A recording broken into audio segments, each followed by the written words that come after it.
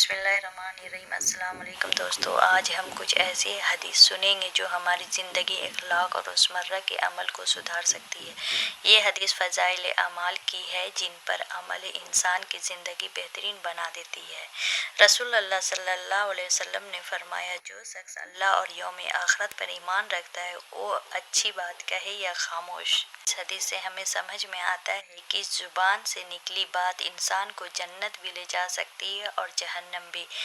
आज अक्सर हम गीबत और कर देते हैं, झूठ बोल देते हैं या किसी के दिल दुखा देते हैं। नबी सल्लल्लाहु अलैहि वसल्लम ने फरमाया, या तो अच्छी बात बोलो वरना खामोश रहो। खामोशी भी इबादत है और इससे हम बहुत से गुनाहों से बच सकते हैं। रसूलुल्लाह सल्लल्लाहु अलैहि वसल्लम ने फरमाया, मुकम्मल मोमिन वो है जिसके इखलाक सबसे बेहतर हो। सिर्फ नमाज और रोज़ा काफ़ी नहीं होता जब तक कि इखलाक अच्छा ना हो। घर के अंदर, बाजार में और आज के दौर में मोबाइल पर भी अच्छी इखलाक बहुत ज़रूरी है। नबी सल्लल्लाहु अलैहि वसल्लम फरमाया, सबसे कामिल मोमिन वही है जिसका इखलाक सबसे बेहतर हो। रसूलुल्लाह सल्लल्लाहु अलैहि वसल्लम ने फरमाया, छोटे गुनाह भी बहुत से बचो क्योंकि वो जमा होकर हिलाक कर देती है।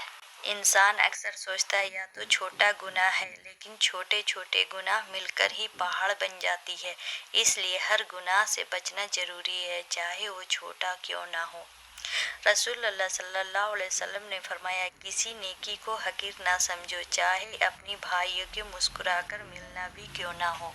कभी किसी को मुस्कुराकर देख लेना, किसी को सलाम कर देना, ये भी अल्लाह के यहाँ बहुत बड़ी नेकी है।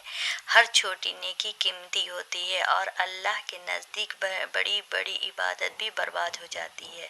कुरान और हदीस से जुड़े रहिए। अल्लाह ताला हमें इन हदीस पर अमल करने की तौफीक अता फरमाए। अल्लाह हमारी ज़ुबान, हमारे इखलाक और हमारे अमाल को सुधार दे। आमीन। फॉलो और हदीस से जुड़े रहने के लिए चैनल को फॉलो करें और सब्सक्राइब करें।